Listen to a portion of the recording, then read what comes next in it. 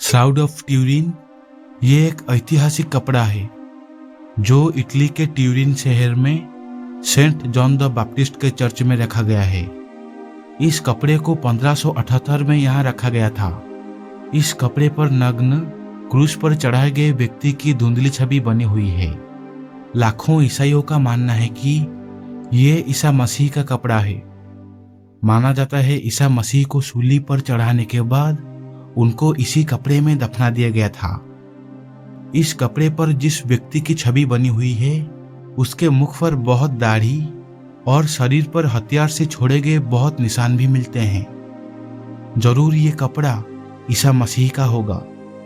Researcher इस कपड़े की काफी छानबीन कर चुके हैं। जब इसकी कार्बन डेटिंग की गई तो सामने आया ये कपड़ा 12वीं या 13वीं सदी की हो सकती है। लेकिन ईसा मसीह जो 2000 साल पहले हुए हैं, एक इटालियन फिजिसिस्ट का ये कहना है, साइंटिफिक टूल से ये पता नहीं चल पाएगा कि ये कपड़ा ईसा मसीह का है या नहीं। रिसर्चर पूरी तरह से इस कपड़े को झूठा साबित करने में नाकामयाब रहे हैं। इसीलिए ये कपड़ा एक अनसुलझे रहस्य बना हुआ है। और इस पर दिखाई देने वाला इंसान कौन है? इस वीडियो में आप इतिहास की ऐसे ही 6 अनसुलझे रहस्यों के बारे में जानोगे जो आपको हैरान कर देगी। तो इस वीडियो को आखिर तक जरूर देखना। नंबर 5। दुनिया भर में ऐसे कई हत्याओं के मामले हैं जो सालों से रहस्य बने हुए हैं, क्योंकि आज तक इसके कातिलों का पता नहीं चल पाया है। अमेरिका का एक ऐसा ही मामला है जिसे ब्लैक दाहिला मर्डर के नाम से जाना जाता है। साल 1947 में अमेरिका के लॉस एंजलिस में हुए इस हत्याकांड ने पूरे अमेरिका में खलबली मचा दिया था। लॉस एंजलिस का ये मर्डर केस आज तक अनसुलझी है। दरअसल अमेरिका के बोस्टन की रहने वाली एलिजाबेथ शॉर्ट को ब्लैक दाहिला नाम से जाना जाता था। वो 9 जनवरी 1947 को अचानक गायब हो गई थी। घटना के बारे में जानकारी तब लगी जब 15 जनवरी 1947 को एक महिला अपने बच्चे के साथ टहलने निकली थी। उसी महिला ने सबसे पहली बार कमर से कटी हुई आधी लाश देखी थी। बेरहमी से किए गए इस कत्ल में हत्यारे ने सबका मुंह कान तक चीर दिया था। वैसे आमतौर पर हत्यारों के मामले में खुद कातिल भी अपना जुर्म कबूल करने से कतराते हैं, लेकिन एलिजाबेथ शॉर्ट की हत्या का मामला इन सब में सबसे अनोखा था। इस मामले की शुरुआती जांच में करीब 60 लोगों ने एलिजाबेथ शॉर्ट की हत्या का जुर्म स्वीकारा था, जिसमें से अधिकतर पुरुष थे। हालांकि उनका जुर्म कभी साबित नहीं हो सका, इसीलिए उन्हें छोड़ दिया गया। इस घटने को कई सालों बीतने के बाद 500 से ज्यादा लोगों ने एलिजाबेथ शॉर्ट की हत्या का जुर्म स्वीकारा था, लेकिन कई तो ऐसे लोग थे जिनका उस समय जन्म भी नहीं हुआ था। इस हत्याकांड पर कई किताबें भी लिखी जा चुकी है। आखिरकार एलिजाबेथ शॉर्ट की हत्या किसने की, ये किसी को पता नहीं। ये घटना आज तक भी सुलझा नहीं है। नंबर 4। बेलिज के तट पर पानी के नीचे बना एक बड़ा छेद है जिसे ग्रेट ब्लू होल कहते हैं। ये एक गोलाकार गुफा है जिसका डायमीटर 318 मीटर और गहराई 125 मीटर है। इस समुद्री गुफा को स्कूबा डाइविंग के लिए दुनिया के बेहतरीन जगहों में से एक माना जाता है। माना जाता है ब्लू होल का निर्माण करीब 15,000 साल से लेकर 1.5 लाख साल तक चला था। उस समय उस जगह पर समुद्र का स्तर काफी कम था, जिस वजह से ये गुफा समुद्र के ऊपर दिखाई देती थी। बाद में जब समुद्र का स्तर बढ़ा तो ये गुफा भी पूरी तरह से पानी में डूब गई। ब्लू होल बनने के पीछे मान्यता ये है कि आइस एज के दौरान दुनिया भर में बर्फ की परतें फैल गई, जिससे समुद्र का जल स्तर धीरे धीरे गिरने लगा। इसी वजह से जमीन के अंदर गुफाएं बन गई। आइस एज के अंत में बर्फ पिघली और समुद्र का स्तर बढ़ गया, जिससे गुफाएं पानी से भर गई। लेकिन ये सिर्फ लोगों की मान्यताएं हैं। Number 3, Walter Collins Los Angeles का एक 9 साल का लड़का था। मार्च 1928 में वो रहस्यमयी तरीके से गायब हो गया। दरअसल वाल्टर कोलिंस ने फिल्म देखने के लिए अपनी माँ क्रिस्टिन से कुछ पैसा मांगा और उसकी माँ ने पैसा दे भी दिए। उसके बाद वाल्टर खुशी खुशी फिल्म देखने के लिए चला गया, लेकिन उसी दिन से वो फिर कभी घर नहीं लौटा।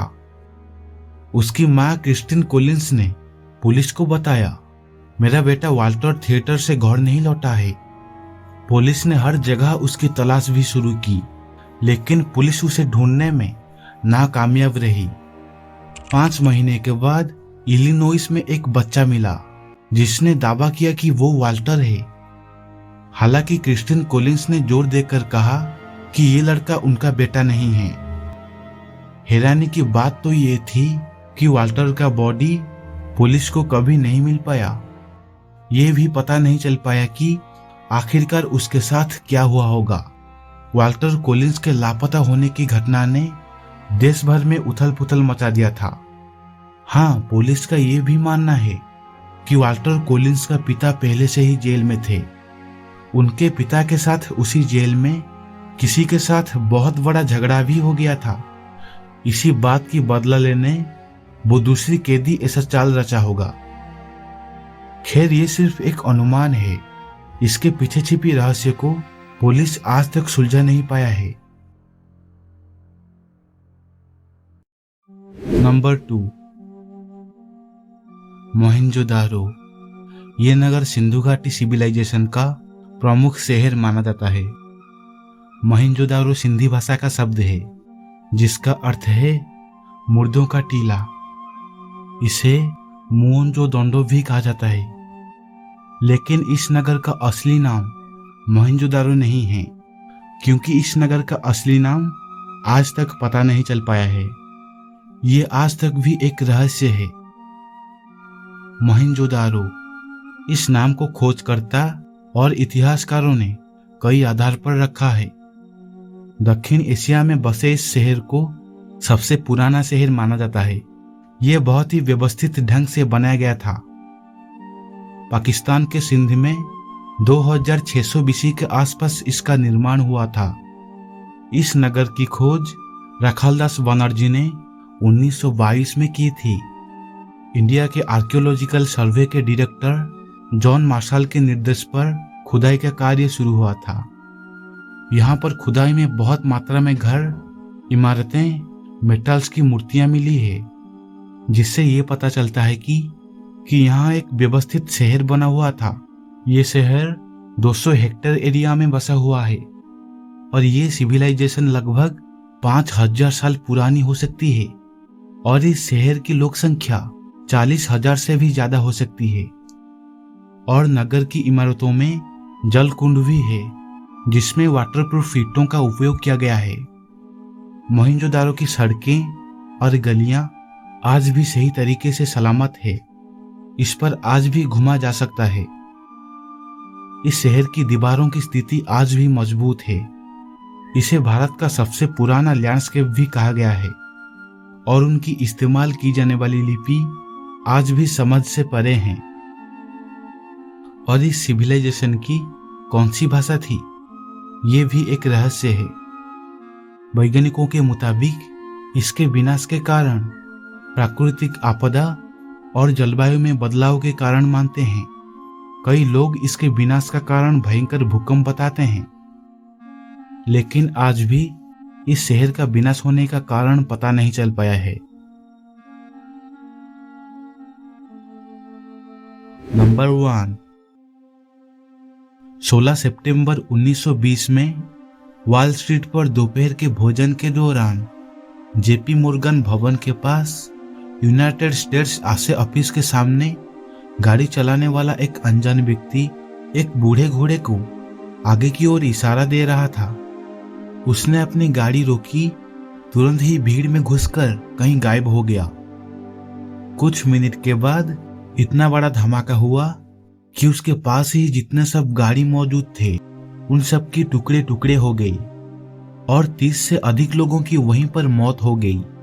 और 300 घायल हो गए। परिणाम बहुत भयानक था और शाम होते होते मरने वालों की संख्या बढ़ती गई और अधिक पीड़ितों ने दम तोड़ दिया। शुरुआत में ये स्पष्ट नहीं था कि यह विस्फोट जानबूझकर किया गया है। इसे केवल एक दुर्घटना के रूप में देखा गया था। न्यूयॉर्क के पुलिस बहुत इस घटना पर छानबीन की, लेकिन वहां पर बम किसने रखा था ये आज तक पता नहीं चल पाया है। ये घटना आज भी एक रहस्य बना हुआ है।